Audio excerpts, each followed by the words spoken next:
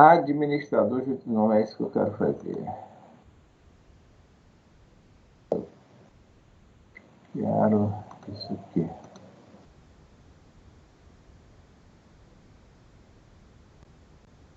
A tela.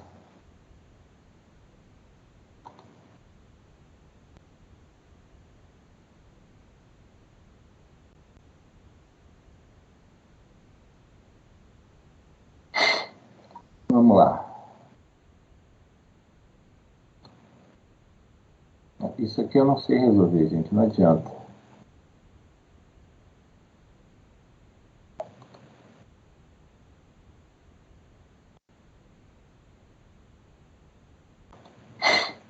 Vamos lá, isso aqui, cara. Administrador judicial. O administrador judicial, tá? Como está aí no texto, é o principal auxiliar do juiz, né? Ele é os olhos do juiz, tá? Dentro do processo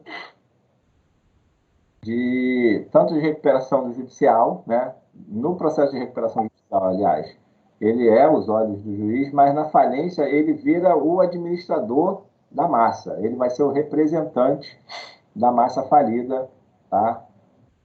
Na falência. Vou colocar aqui, ó, onde começa o artigo do administrador judicial, tá? Então, ele é o representante da massa falida e ele é os olhos do juiz no processo de recuperação judicial, né? Ele que vai tomar conta, né, de todos os atos praticados pelo administrador no processo de recuperação judicial e ele que vai representar a massa falida, tá, no processo de falência. É o juiz que escolhe o administrador judicial, né? A Lei 11.031, apesar de ela ser de 2005, mas ela mudou um pouco o concurso de credores, né? E que anteriormente, essa figura do administrador judicial não existia, né? Foi bastante modificada essa estrutura na nova lei, tá? Então, a escolha é do juiz, e o juiz, a lei diz que o juiz deve optar, né, por profissionais da área de formação, tá, de economia, de direito, de administração de empresas ou de ciências contábeis, tá? Ou uma empresa especializada. Então, pode ser uma pessoa jurídica, tá? Já existem muitas pessoas jurídicas especializadas em fazer, cadastradas, né, para processos falimentares. Imagina um processo falimentar de uma grande empresa, de empresa de bilhões, né? Vai gerar muito trabalho para uma só pessoa. Então, apesar dessa pessoa poder constituir colaboradores, tá? Então, preferencialmente, vai ser um advogado, um economista, um administrador de empresa ou um contador, ou uma pessoa jurídica especializada, que aí ela tem no seu quadro funcional, tá, todos esses profissionais. Ela vai ter um profissional de direito, ela vai ter um administrador, ela vai ter um contador para ver a parte contábil, tá? Então, a empresa, a pessoa jurídica, nesse ponto, ela se sobressai porque ela pode ter, tá? Independentemente de ser uma pessoa jurídica, essa pessoa jurídica tem que indicar o nome de quem vai ser o responsável pela falência, né? É indicado a pessoa jurídica, mas a pessoa jurídica vai dizer, ó, fulano de tal é o meu é a pessoa responsável por esse processo, tá? Tá em nome da pessoa jurídica, mas tem uma pessoa física, tá, responsável por isso. Se o administrador judicial for nomear pessoa jurídica, declarar-se-á no termo o nome do profissional responsável pela condução do processo, tá? Artigo 22. Aí, existe, né, competências diferentes, tá, para o administrador judicial, dependendo do momento onde ele esteja, né? Se ele está dentro da recuperação judicial, se ele está na falência, e existem alguns atos que são comuns, tanto na recuperação judicial quanto na falência. E está no artigo 22, tá, os atos que são de competência comum, tanto na falência quanto na recuperação judicial, e eu estou colocando aqui só para a gente poder conhecer, tá? Mas está na lei, tá? As atribuições do administrador judicial, tá? Então, enviar correspondência aos credores constantes da relação, fornecer com presteza todas as informações pedidas pelos credores interessados. A gente viu que um dos princípios lá da lei, né, princípios da lei, um deles é a prevalência dos credores, da vontade dos credores. Então, os credores têm que ser bem assistidos, têm que ser bem orientados. Então, o administrador judicial não pode se negar a passar informação, né, para os credores, tá? Dos extratos dos livros do devedor, que merecerão fé de ofício, a fim de servir de fundamento nas habilitações e impugnações dos créditos. Por que isso acontece? Porque na falência, os administradores são afastados da condução da sociedade, né? A sociedade deixa de existir, que é um dos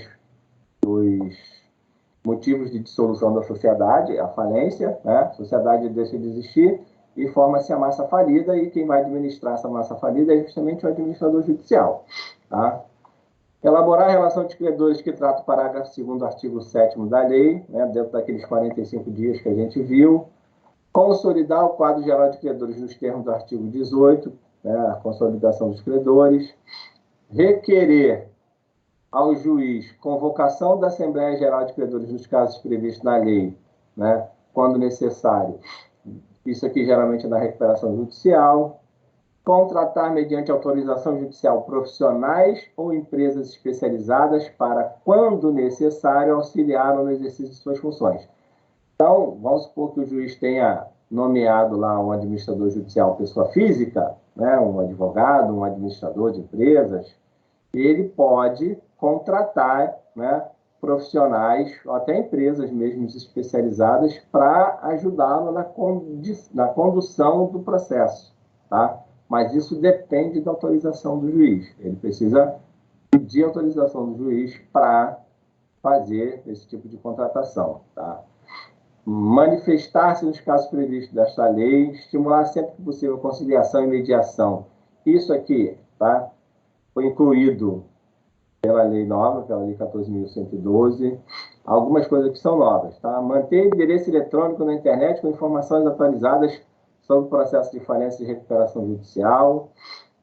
Manter endereço eletrônico específico a recebimento de pedidos de habilitação à apresentação. Quer dizer, com a lei de liberdade econômica, e tem uma outra lei que agora eu não lembro o nome dela, que eles estão transformando muito ato, tá, que tinha que ser produzido e publicado em diário oficial ou jornal de grande circulação, tudo isso está transformado para ato eletrônico. Então, tem que manter, né, esses atos todos, né, tem que se dar publicidade, hoje em dia, tudo pela internet. Então, é por isso que os grandes jornais estão fadados à falência, porque eles perderam esse filão, né, de ter publicações, e agora não publica mais, é tudo na internet, e a lei de liberdade econômica, ela, né, impôs isso, e eles estão transformando todos os atos que eram praticados e tinham que ser publicados, né, ou a maioria deles, alguns ainda continuam tendo que ser publicados, tudo agora feito pela internet, né? Tem que se manter tudo na internet. Então, esses endereços eletrônicos, essas publicações, todas são feitas na internet. Providenciar no prazo máximo de 15 dias as respostas aos ofícios e as solicitações enviadas por outros juízes e órgãos públicos, sem necessidade prévia de deliberação do juízo, né? Então, dando aqui um pouco mais de autonomia, tá, para o administrador judicial. Aí aqui são atos específicos da recuperação judicial, né? A gente vai falar aqui, mas a gente ainda não falou da recuperação judicial, mas dá para a gente fiscalizar as atividades do devedor e o cumprimento do plano de recuperação judicial, né? Na recuperação judicial, o administrador judicial, ele né, os olhos do juiz, ele que vai acompanhar. Na recuperação judicial, o administrador não é afastado, tá?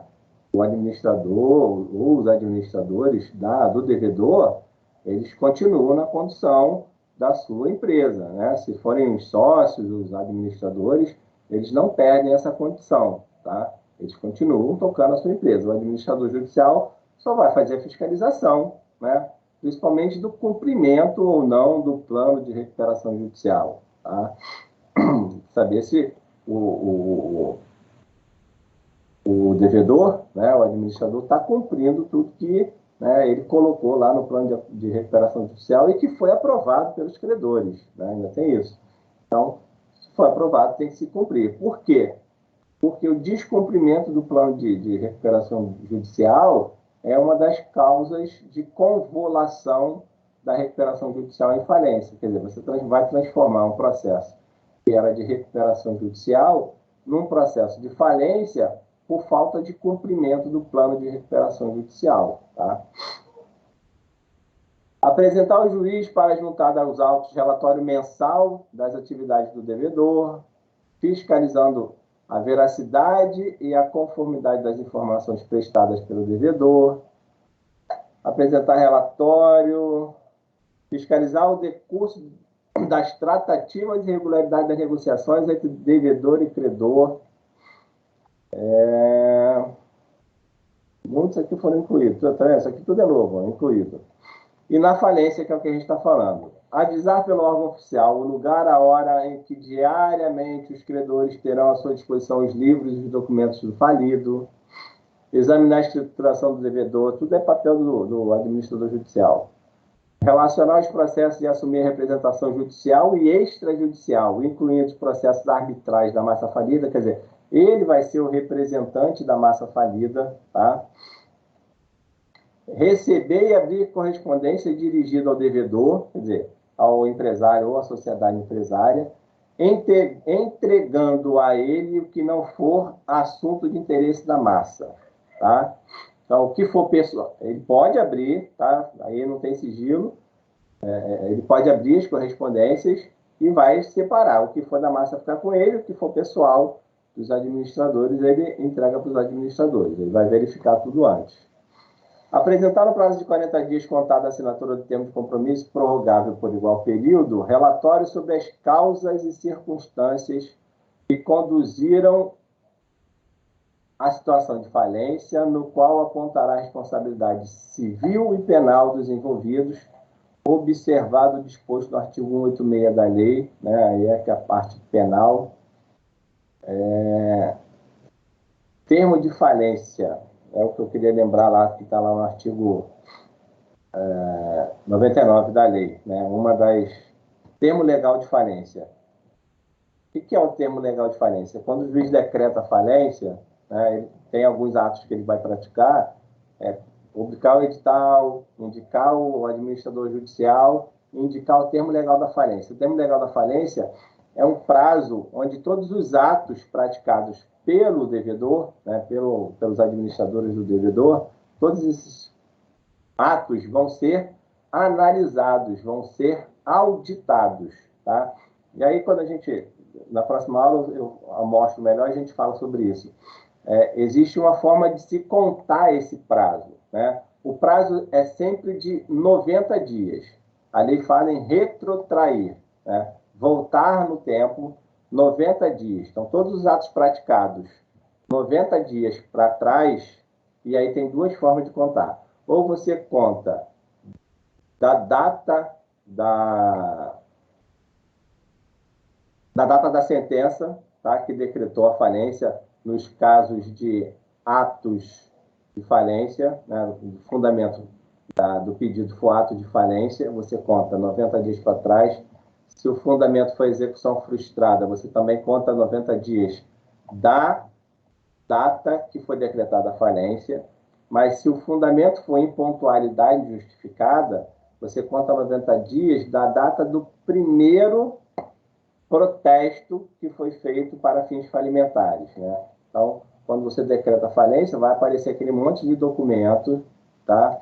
E aí você vai ver a data do primeiro protesto e você vai contar. Vamos supor que o primeiro protesto tenha sido tirado, sei lá, 60 dias antes da decretação da falência. Então, você vai contar 90 dias a partir desta data, para trás. Então, é 60, antes de 60 ser conta 90 dias.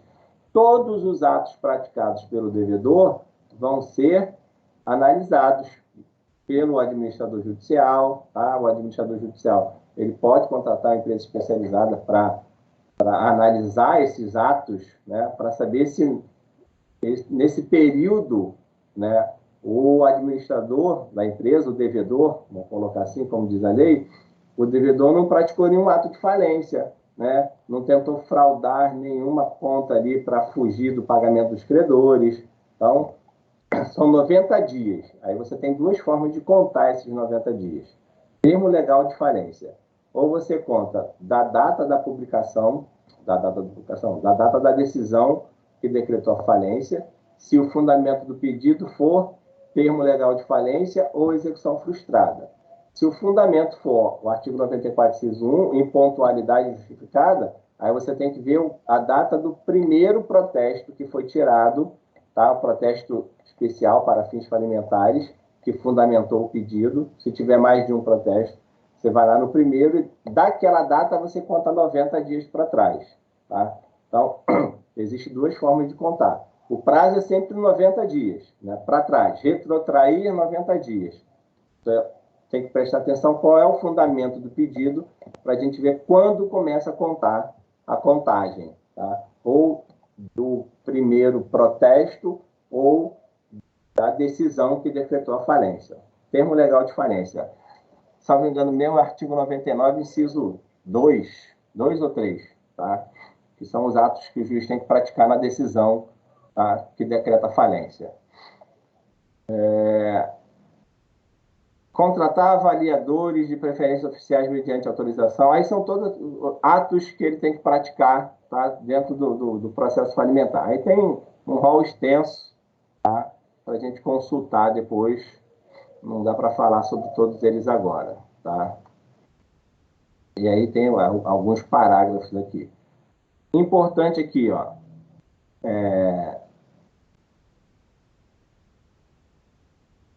Artigo 23. O administrador judicial que não apresentar no prazo estabelecido suas contas ou qualquer dos relatórios previstos será intimado pessoalmente ao fazê-lo no prazo de 5 dias, sob pena de desobediência, tá? Vou voltar aqui. Artigo 24. O juiz fixará o valor e a forma de pagamento da remuneração do administrador judicial, observados a capacidade de pagamento do devedor, o grau de complexidade do trabalho e valores praticados no mercado para o desempenho das suas atividades. E aí o juiz tem dois parâmetros aqui, né? Primeiro, vai observar a condição de pagamento do devedor. Vai depender muito, né, da situação da empresa, do tamanho do crédito que ele tem que pagar, tá? Mas esse crédito não vai exceder a 5% do total, tá, a ser pago. Então, em qualquer hipótese, o total pago ao administrador não excederá 5% do valor devido aos credores submetidos à recuperação judicial ou o valor da venda dos bens da falência, tá? Não vai ultrapassar. Não quer dizer que sempre vai ser 5%, tá? Mas nunca pode ultrapassar os 5%. Isso aí é o juiz que vai fazer uma análise para decidir qual vai ser esse valor. E em se tratando de micro ou pequena empresa, tá? Esse valor não ultrapassará 2%. Então, a remuneração do juiz, do administrador judicial, fica reduzida ao limite de 2% nos casos de microempresa e empresas de pequeno porte, tá? Então, a remuneração do administrador judicial, tá? Ela não vai exceder 5%, isso não quer dizer que vai ser sempre 5%, tá? E no caso de empresa de pequeno porte ou microempresa, não vai exceder 2%, tá? Isso não quer dizer que vai ser 2%.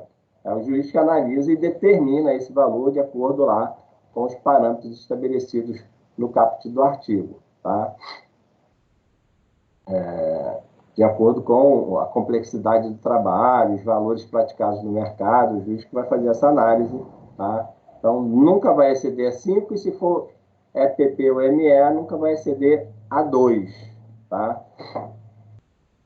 E isso aqui, ó, os 2%, é coisa nova também, foi incluído pela Lei 14.112, tá? E quem é que paga? Caberá ao devedor ou à massa falida arcar com as despesas relativas à remuneração do administrador judicial e das pessoas eventualmente contratadas para auxiliá-lo. A gente até viu que os honorários, né, do administrador judicial são créditos extraconcursais, né? São pagos primeiro do que alguns outros créditos, tá? E a gente viu isso quando viu a classificação. Então, o administrador judicial, ele recebe primeiro, né, que muita gente, porque está trabalhando justamente para isso, tá? O importante aqui que a gente falou sobre o administrador judicial é a remuneração, né? E a novidade que a lei trouxe de poder ser uma pessoa jurídica. O resto é letra de lei, consulta mesmo, e a gente olhar lá quais são os atos do administrador judicial que a lei traz. Tá ok? Pergunta?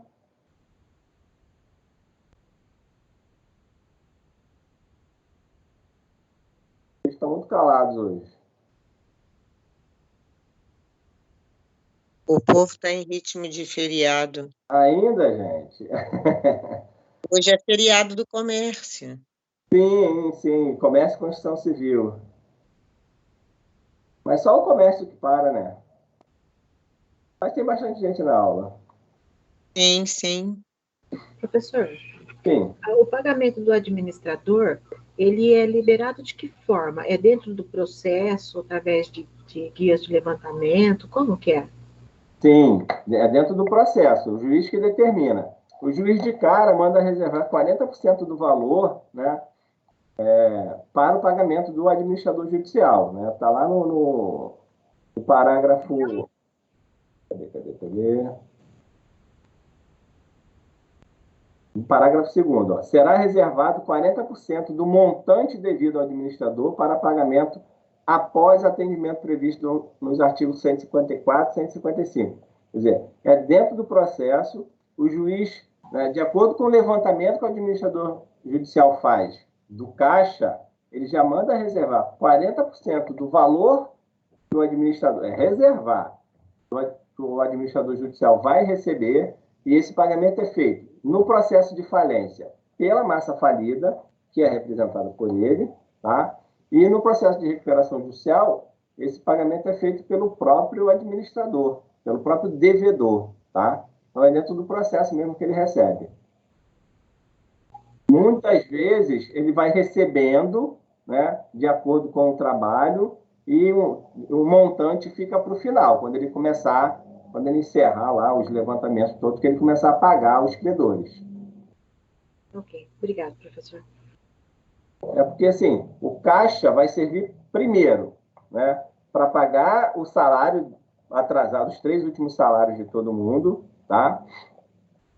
E depois para custear os processos, para custear os processos da massa falida. Então, todo o dinheiro de caixa que tem, né, ele primeiro tem que fazer a massa falida fazer dinheiro, né? Vender, alienar tudo que tiver de alienar, né, leiloar tudo que tiver de alienar. Isso custa dinheiro. E o dinheiro que tem é o dinheiro que está em caixa. Ele tem que fazer dinheiro para poder fazer isso funcionar. Então, ele não recebe logo de cara, não. Ele faz, ele trabalha para depois receber. Em alguns casos, ele vai recebendo algumas, né, parcelas para poder. Né? Isso é salário também, é tido como verba alimentar. Ok, obrigada. Mais alguém?